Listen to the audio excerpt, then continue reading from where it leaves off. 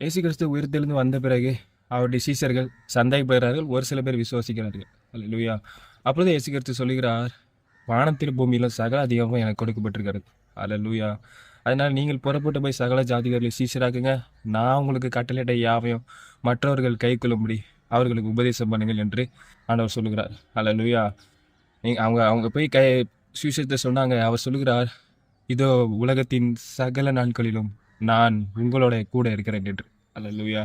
உலகத்தோட கூட இருக்கிறேன் என்று சொல்லவில்லை, எல்லாரோட இருக்கிறேன் என்று சொல்லவில்லை, அவர் தன்னுடைய சீஷர்களோட இருக்கிறேன் என்று சொல்கிறார். அல்லேலூயா. தன்னுடைய சுவிசேஷத்தை ஊழியத்தை சுமந்து செல்கிற சீஷர்கள் கூட இருக்கிறேன் என்று சொல்கிறார். அல்லேலூயா. அந்த ப்ரெசன்ஸ் தான் அவங்கள கடைசி வரையும் ஓட வச்சிருக்கிறேன்னு நான் பார்க்குறேன். அல்லேலூயா.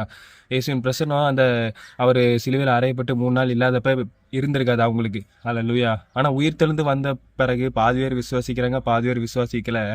ஆனால் அதுக்கப்புறம் சொல்லுகிற வானத்தின் பூமியில் சகல அதிகாரமும் இருக்கிறது, நீங்கள் போய் சீஷராகுங்க, எல்லாருக்கிட்டையும் பிரசங்கின்னு சொல்கிற பொழுது எல்லாரும் சென்றார்கள்.